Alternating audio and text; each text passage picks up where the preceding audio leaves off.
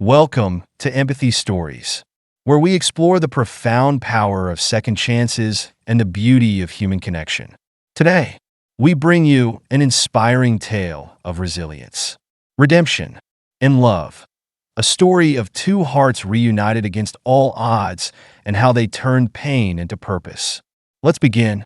It was a damp, dreary evening in Chicago, the kind of night where the rain seemed to seep into your very bones. Ethan Carter, a man whose name carried weight in boardrooms and social circles alike, walked the streets alone. His tailored coat shielded him from the elements, but not from the storm brewing inside him. He had left his chauffeured car behind after a tense business meeting, choosing instead to lose himself in the anonymity of the city. The cacophony of honking horns and hurried footsteps became a kind of white noise, matching the emptiness he often felt despite his wealth and success. As he rounded a corner in a less frequented part of the city, something caught his eye: a woman huddled against a wall, her threadbare blanket doing little to protect her from the cold rain. Her hair hung in damp strands around her face, obscuring her features, and she clutched a battered plastic cup with trembling hands. Ethan paused, his eyes lingering on her longer than he intended. There was a strange familiarity about her, a pull he couldn't quite explain. He stepped closer, the sound of his polished shoes splashing against the wet pavement breaking the rhythm of the rain. "Are you all right?" he asked hesitantly. His voice sounded foreign to him, gentler than he had expected. The woman didn't respond immediately. When she finally looked up, Ethan's breath caught. Her eyes, though weary and hollow, held a spark he couldn't ignore. They were the kind of eyes that told stories without words, and something about them seemed to reach into the recesses of his memory. "Do I know you?" he asked before he could stop himself. The woman flinched as though his words carried a weight she wasn't ready to bear. She pulled the blanket tighter around her shoulders and looked away, muttering, "No, you don't." Ethan wasn't convinced. The nagging sense of recognition gnawed at him, and as the woman stood, clutching an old bag to her chest, he found himself following her. She moved slowly, her footsteps faltering on the slick pavement. Ethan noticed the soles of her worn-out shoes and the way she hugged her belongings as if they were her last lifeline. Each detail only deepened the ache in his chest. She turned into an alley, disappearing into the shadows. Ethan hesitated, unsure of what compelled him to keep going. Something about her vulnerability called out to him, something he couldn't ignore. He found her sitting beneath a makeshift tarpaulin, her hands clasped tightly as she stared into the void. "Excuse me," he said softly, not wanting to startle her. "I just want to help." Her laugh was bitter, cutting through the damp air. "Help," she echoed, her voice laden with disbelief. "Do you really think someone like you can help someone like me?" Ethan crouched down, meeting her gaze. "I don't know," he admitted, "but I'd like to try." For a moment, the woman said nothing. Then, with a reluctant sigh, she whispered, "Emily. My name is Emily." The name hit Ethan like a tidal wave, sweeping him back to a time he had nearly forgotten. Memories of summer afternoons and carefree laughter flooded his mind. "Emily," he repeated, his voice barely audible. "It's you." Her eyes darted away, her expression hardening. "You're mistaken," she said quickly, standing up. "I'm not who you think I am." But Ethan knew better. It was her, his childhood friend, his first love, the girl who had vanished from his life without explanation. He couldn't let her slip away again. "Emily, wait," he called after her, but she was already walking away, her thin frame swallowed by the shadows. That night, Ethan couldn't sleep. His thoughts were consumed by the woman he had found and lost again. He couldn't reconcile the vibrant girl from his past with the broken woman he had seen in the rain. What had happened to her? Why had she disappeared? And how had she ended up like this? Determined to find her, Ethan returned to the same neighborhood the next day and the day after that. On the third evening, his persistence paid off. He spotted her sitting on a park bench, her shoulders slumped and her gaze fixed on the ground. The blanket was still wrapped around her, and the bag remained clutched in her hands. "Emily," he said softly as he approached. Her head lifted slightly, and for a fleeting moment, He saw a flicker of recognition in her eyes before it was replaced by weariness. "You again," she muttered. Her tone was neither welcoming nor hostile. "Just tired. I couldn't stay away," Ethan admitted, sitting beside her. "Not after finding you." Emily scoffed, though there was no real malice in it. "Do you think you can save me, Ethan? That some knight in shining armor routine will magically fix everything?" "No," he replied firmly. "But that doesn't mean I won't try." For the first time, Emily's hardened exterior cracked. Her shoulders sagged, and she let out a long, shaky breath. "I don't know how to start," she whispered, her voice breaking. "I don't even know if I can." Ethan reached out, his hand hovering near hers, but not touching. "You don't have to know. Just let me be here. One step at a time." Emily, her fingers tightened around the bag, but she didn't pull away. Instead, she nodded ever so slightly, a gesture so small that most would have missed it. But for Ethan, it was enough. It was the first step.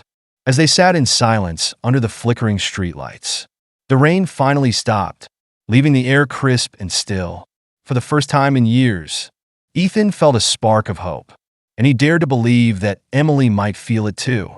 The days after their reunion were tentative, marked by a fragile balance of hope and hesitation. Ethan didn't push Emily to talk about her past, sensing that doing so would only deepen the chasm of distrust that years of hardship had created. Instead, he focused on small gestures, bringing her warm meals, offering her clean clothes, and showing up at the same park bench where she had reluctantly begun to open up to him. Emily, however, remained guarded. She had learned to rely on no one but herself, a lesson taught through bitter experience. The streets had been unkind, stripping her of trust and burdening her with a constant sense of inadequacy. But something about Ethan's persistence, his quiet, unwavering determination to be there, started to chip away at the walls she had so carefully constructed. One evening, as they sat on the same park bench, Emily finally spoke. "Why are you doing this?" she asked, her voice low and wary. "What do you even want from me?" Ethan turned to her, his expression sincere. "I don't want anything, Emily. I want to help, to see you safe. That's all." She studied him for a long moment, searching for any hint of ulterior motive. When she found none, she sighed and turned her gaze to the ground. "You don't understand," she murmured. "I'm not the same person you used to know. I'm not someone you can fix. I'm not trying to fix you." Ethan replied gently. "I just want to walk with you while you figure things out." His words unsettled her. They were too kind, too selfless, qualities she had stopped believing existed. But deep down, a small, flickering part of her wanted to believe he meant them. Reluctantly, Emily allowed Ethan to take her to a modest diner nearby. The warm interior was a stark contrast to the cold streets outside. She hesitated at the door, her fingers gripping the strap of her bag tightly, as if the comfort of the place might swallow her whole. Ethan noticed her hesitation and waited patiently until she took a deep breath and stepped inside. Over steaming bowls of soup, Ethan asked simple questions about her life, steering clear of the more painful topics. At first, Emily responded with short, clipped answers, but as the meal went on, she found herself sharing small pieces of her story. She spoke about the moments that had led to her downfall, the death of her mother, the betrayal of someone she had trusted, and the spiral of circumstances that had left her homeless. Each revelation came slowly, like a brick being carefully removed from a heavy wall. Ethan listened without judgment, his eyes reflecting both sorrow and admiration. "You're stronger than you think," he said quietly when she finished. "Most people wouldn't have survived what you've been through." Emily scoffed, though her tone lacked its usual sharpness. "Surviving isn't the same as living." "Ethan, then let's work on living," he replied, his determination unshaken. For the first time in years, Emily felt a flicker of something she hadn't allowed herself to feel. Hope. It was faint and fragile, but it was there, and it scared her. She wasn't sure if she could trust Ethan or herself. But when he offered to find her a temporary place to stay, a modest hotel room where she could rest without the weight of the streets pressing down on her, she found herself nodding. The room was small but warm, with clean sheets and a bathroom that felt like a luxury after years of public facilities. Emily hesitated at the door, clutching the key Ethan had handed her. "Why are you doing all this?" she asked again, her voice wavering. "Because I care about you," Ethan said simply. "I always have." His words left her speechless. She stepped inside and closed the door, her heart heavy with a mix of gratitude and fear. For years, she had been invisible to the world, and now someone was trying to see her. It was almost too much to bear. The next morning, Ethan returned to the hotel, unsure if Emily would still be there. To his relief, she greeted him at the door, her hair damp from a shower and her face free of the grime that had become a part of her existence. She looked different, more like the Emily he had known all those years ago. But the shadows in her eyes reminded him that her journey was far from over. "Good morning," he said, smiling gently. Emily shifted on her feet, unsure of how to respond. "I wasn't sure if you'd come back." "I told you I would," Ethan replied. "I'm not going anywhere." They spent the day walking through the city, talking about everything and nothing. Ethan shared stories about his work and his family, carefully avoiding anything that might make her feel more out of place. Emily listened, occasionally smiling at his anecdotes, but remaining cautious. She wasn't ready to trust fully, but she appreciated the effort he was making to include her in his world. As the days turned into weeks, Ethan began to introduce the idea of stability, finding work, building a routine, and perhaps even considering therapy to help process the weight of her experiences. At first, Emily resisted, her instinct to retreat into survival mode overpowering any desire for change. But Ethan's patience and unwavering belief in her started to make her wonder if she could try. One evening, as they sat on a bench overlooking the city skyline, Ethan broached the topic again. "I know it's scary," he said, "but I think a job could be a good step forward. I have a friend who runs a small business. He's looking for someone reliable to help out. It's nothing fancy, but it could be a start." Emily stared at the horizon, her expression unreadable. "What if I mess it up?" she whispered. "What if I can't do it? Then we'll try again." Ethan said simply, "But you'll never know unless you take the first step." Her hands tightened around the edge of the bench, her knuckles turning white. After a long silence, she finally nodded. "Okay, I'll try." Ethan's smile was small but filled with pride. "That's all I ask." For the first time in years, Emily felt like she wasn't facing her struggles alone. And for the first time, she dared to believe that maybe, just maybe, she could rebuild a life worth living. As the days turned into weeks, Emily began to find a rhythm in her new life. The job Ethan had arranged for her was at a small graphic design firm run by his friend, David. Though initially skeptical, Emily quickly discovered that the structure of a daily routine helped her regain a sense of stability. The staff at the firm, while polite, didn't pry into her past, and David treated her with a quiet respect that made her feel, for the first time in years, like a person instead of a problem. Still, the journey was far from easy. Every morning as she prepared for work, Emily faced a battle with the lingering whispers of self-doubt. Memories of her past would surface unbidden, bringing with them a flood of shame and fear. But each day, she pushed herself to show up, knowing that this small step forward was better than standing still. Ethan remained her steadfast anchor. He never pressured her, but always found small ways to show his support. Whether it was sending her an encouraging text before her workday or surprising her with coffee after a therapy session, his presence was a constant reminder that she wasn't alone. One evening, after a particularly long day at the office, Emily met Ethan at a quiet cafe. She slid into the seat across from him, her shoulders slumping with exhaustion. "How was your day?" he asked, his tone gentle. Emily took a moment before answering. "It was okay," she said, her voice carrying both relief and uncertainty. "I mean, I didn't mess anything up. That's progress, right?" "That's more than progress," Ethan said with a warm smile. "That's you proving to yourself that you can do this." Emily looked down at her coffee, a faint smile tugging at the corners of her lips. "It still feels strange, though, like I'm waiting for the other shoe to drop." "It won't," Ethan replied firmly. "You're stronger than you think."